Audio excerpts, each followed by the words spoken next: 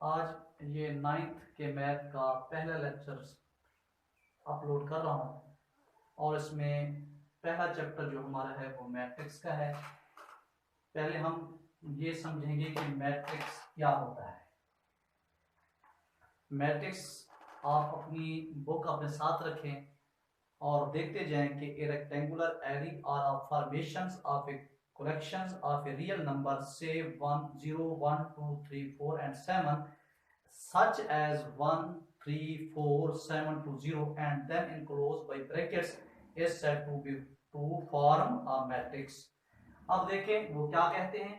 वो कहते हैं कि अगर हमारे पास रियल नंबर है 0 1 2 3 7 और हम इसको 2 3 1 0 7 6 इस तरह करके हम किसी एक रेक्टेंगुलर ब्रैकेट के अंदर इसको क्लोज कर दें तो इसे हम क्या कहेंगे, एक मैट्रिक्स कहेंगे।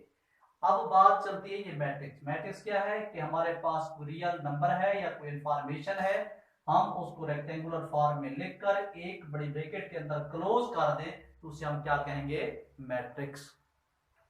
उसके बाद आ जाता है कि मैट्रिक्स की रो और कॉलम क्या होते हैं।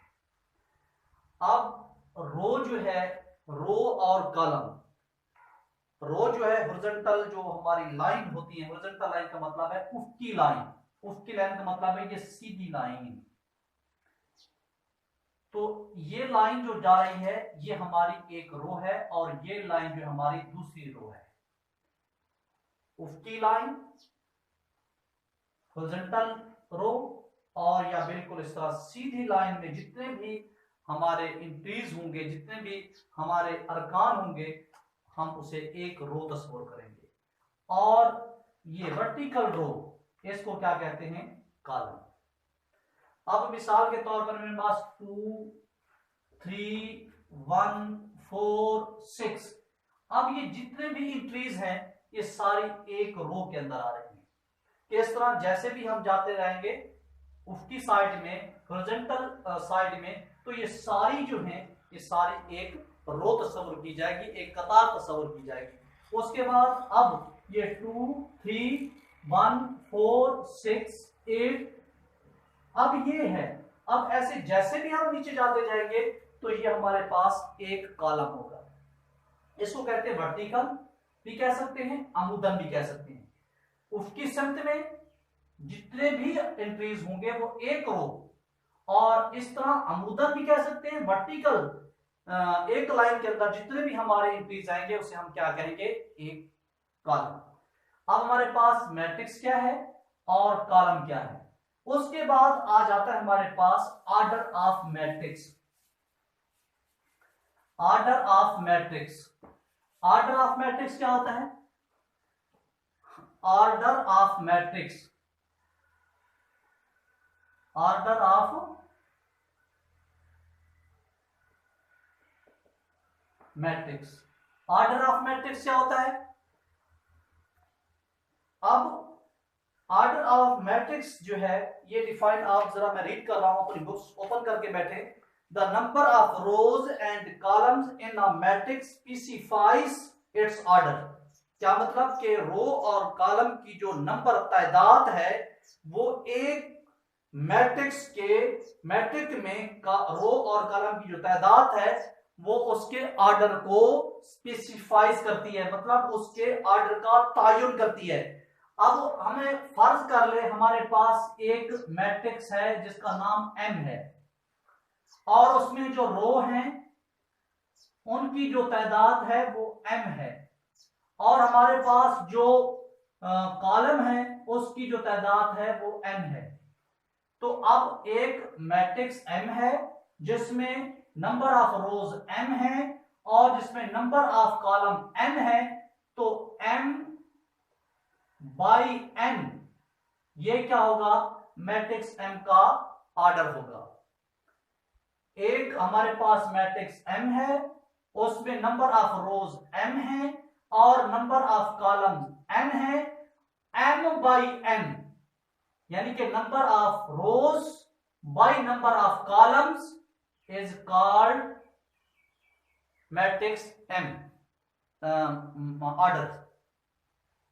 अब एक एग्जांपल लेते हैं कि एक हमारे पास मैट्रिक्स ए है, उसमें 1 0 3 4।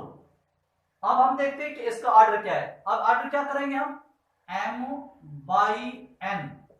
अब इसमें रो कितनी है, 2 रो है, यानी 1 और 2, 2 और कॉलम कितने, 1 और 2, 2 बाई 2।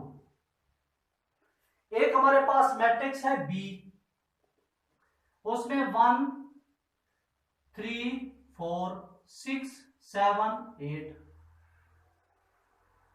अब इसमें इसका ऑर्डर क्या है, देखो रोज कितनी है, 2, और कॉलम देखो कि 1 2 3।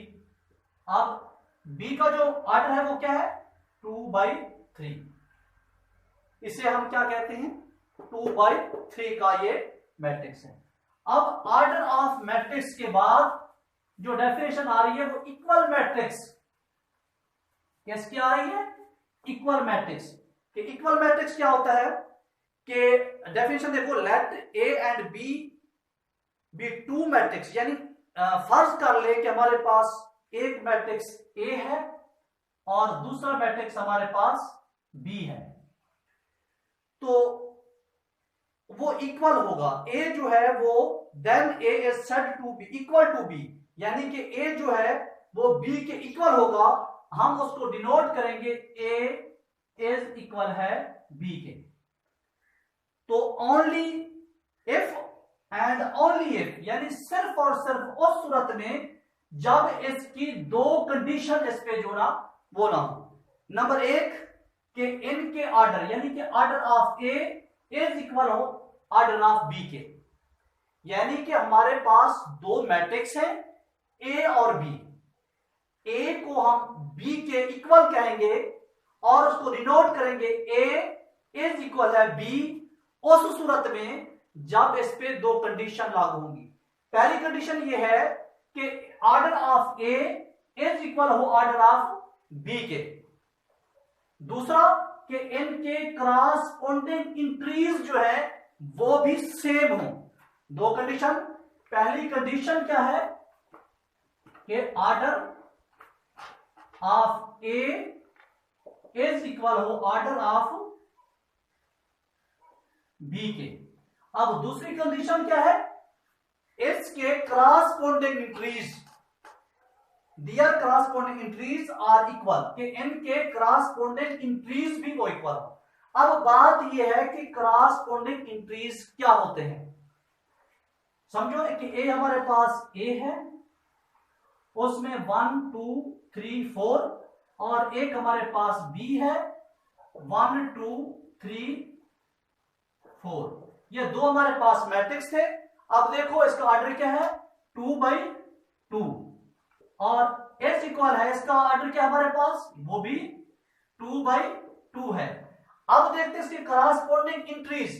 पहली कंडीशन कि उनके ऑर्डर इक्वल हो, और दूसरी कंडीशन उन इनके क्रॉसपोंडिंग इंक्रीज वो सेम हो। क्रॉसपोंडिंग इंक्रीज क्या होती है कि इस कोने वाला इस कॉर्नर वाला इस कॉर्नर की इक्वल हो। अब 1 और 1 ये क्रॉसपोंडिंग इंक्रीज हैं। अब 2 और 2, 3 और 3, 4 4। अब इनके दोनों कंडीशन इस पे हैं कि इनके ऑर्डर भी इक्वल है और इनके क्रॉसपोंडिंग इंक्रीज भी वो सेम है। तो हम कहेंगे कि A इज इक्वल है B के, यानी ये आपस में इक्वल मैट्रिक्स है। एक और मैं मिसाल देता हूं कि हमारे पास A है 1 4 6 8, और हमारे पास B है वो है 3 4 6 7। अब ये देखो इसका जो अपना ऑर्डर है वो 2 बाई 2 है, और इसका ऑर्डर भी 2 बाई 2 है। लेकिन दूसरी कंडीशन जो है कि इसके क्रॉसपोंडिंग इंक्रीज वो भी सेम होने चाहिए। ये 1 है ये 3 है, ये एक दूसरे के क्रॉसपोंडिंग इंक्रीज है लेकिन ये इक्वल नहीं है। 4 और 4 ये क्रॉसपोंडिंग इंक्रीज है लेकिन इक्वल है। 6 और 6 ये भी इक्वल है। 8 और 7 यानी 1 और 3 इक्वल है, 8 और 7, इसका मतलब है इसके क्रॉसपोंडिंग इंक्रीज जो है वो सेम नहीं है। इसे हम क्या कहेंगे, इक्वल मैट्रिक्स। अब इसके बाद जो दूसरी डेफिनेशन हमारी आ रही है, दूसरी डेफिनेशन हमारी आ रही है वो आ रही है type of matrix, row matrix. Row matrix जिसे कहते हैं जिसकी सिर्फ और सिर्फ एक लाइन हो, एक रो हो। A matrix is called a row matrix if it has only one row। अब मिसाल के तौर पर हमारे पास A है, इसमें 1 2 और 3। अब ये देखो इसमें एक रो है तो इसको हम क्या कहेंगे, रो मैट्रिक्स। और कॉलम मैट्रिक्स जिसका सिर्फ और सिर्फ एक कॉलम हो 1 2 3, तो ये हमारे पास कॉलम मैट्रिक्स। तो रो मैट्रिक्स जिसके अंदर सिर्फ और सिर्फ एक रो हो, कॉलम मैट्रिक्स जिसके अंदर सिर्फ और सिर्फ एक कॉलम हो। उसके बाद आ जाता है रेक्टेंगुलर मैट्रिक्स। रेक्टेंगुलर मैट्रिक्स ये होता है कि जिसके अंदर कॉलम और रो की जो तादाद है वो इक्वल ना हो, तो उसे हम क्या कहते हैं, रेक्टेंगुलर मैट्रिक्स। मिसाल के तौर पर हमारे पास ए है, उसमें है 1 2 3 4 6 7। अब देखो इसमें रो कितनी है, इसमें रो 2 है और कॉलम कितने हैं, ये कॉलम इसके 3 हैं। 2 रोज और 3 कॉलम्स। कॉलम की तादाद 3 और रो की तादाद 2। कॉलम और रो की तादाद इक्वल नहीं है, लिहाजा इसको हम क्या कहेंगे, रेक्टेंगुलर मैट्रिक्स। उसके बाद आ जाता है हमारा स्क्वायर मैट्रिक्स। स्क्वायर मैट्रिक्स मिसाल के तौर पर बी में है क्या है जी, 1 2 4 6। अब देखो इसमें 2 रोज हैं और 2 कॉलम्स हैं। कॉलम की जो तादाद है वो रो की तादाद के इक्वल है, लिहाजा इसे हम क्या कहेंगे, इसे हम कहेंगे स्क्वायर मैट्रिक्स। अब ये एक रो वाला रो मैट्रिक्स, एक कॉलम वाला कॉलम मैट्रिक्स, और कॉलम और रो की तादाद इक्वल ना हो, रेक्टेंगुलर मैट्रिक्स, रो और कॉलम की तादाद इक्वल हो, तो फिर हम कहेंगे स्क्वायर मैट्रिक्स। उसके बाद आ जाता है नल और जीरो मैट्रिक्स। नल और जीरो मैट्रिक्स का मतलब ये होता है कि जितने भी किसी मैट्रिक्स के इंट्रीज हैं, अरकान हैं, तो वो सारे किसके इक्वल हो, जीरो के इक्वल हो। अब मिसाल तो मेरे पास एक है सी मैट्रिक्स 0 0 0 0। अब इसमें देखो सारे इंट्रीज जो हैं वो किसके इक्वल है, जीरो के इक्वल है, लिहाजा इसे हम क्या कहेंगे, नल या जीरो मैट्रिक्स। ये row matrix, column matrix, rectangular matrix, square matrix, zero या नल मैट्रिक्स। उसके बाद आ जाता है ट्रांसपोज ऑफ मैट्रिक्स।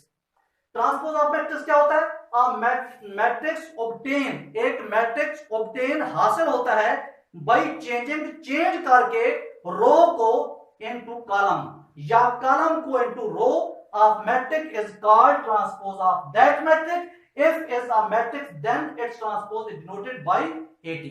अब वो क्या करें कि अगर कोई हमारे पास मैट्रिक्स है, हम उसकी रो को कॉलम में या कॉलम को रो में चेंज कर दें, तो उसे हम क्या कहेंगे, ट्रांसपोज ऑफ मैट्रिक्स। अब मिसाल के तौर पर मैं इसी मैट्रिक्स को लेता हूं, ए को ए और डिनोट करते हैं टी से, 80 ट्रांसपोज। अब देखो, अब ये इसकी रो है, अब इस रो को मैं लिख देता हूं, कॉलम में चेंज करता हूं, 1 2 3। ये रो थी, अब वो कॉलम में आ गई, वो कॉलम में आ गई। उसके बाद ये रो है तो ये दूसरे कॉलम में आ गई। तो अब ये क्या आ गया हमारे पास, ट्रांसपोज आ गया किसका, ए का। इसी तरह इसको लेते हैं बी को,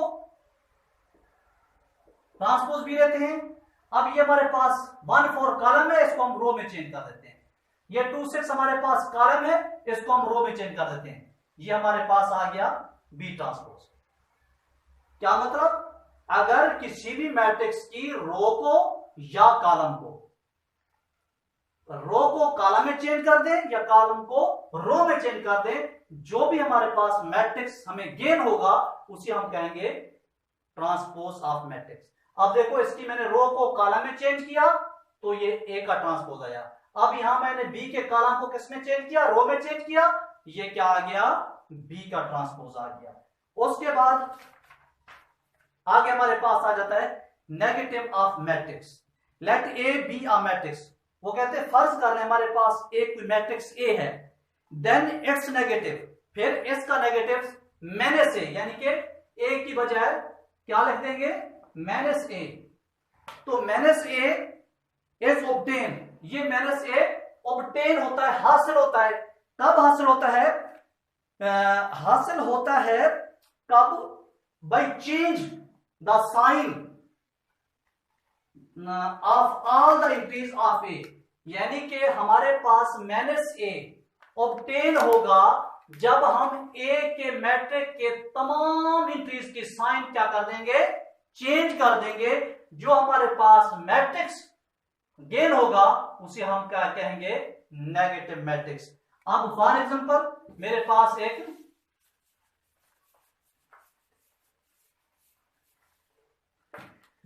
एक मैट्रिक्स है, मेरे पास एक मैट्रिक्स ए है।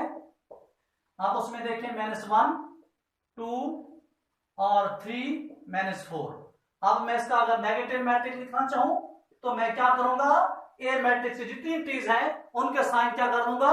चेंज कर दूंगा। ये माइनस है प्लस, ये प्लस है माइनस, ये प्लस है माइनस, ये माइनस है प्लस। अब ये क्या आ गया? Negative matrix.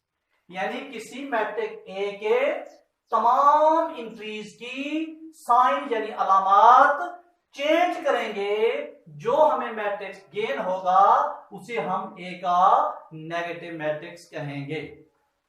हाँ,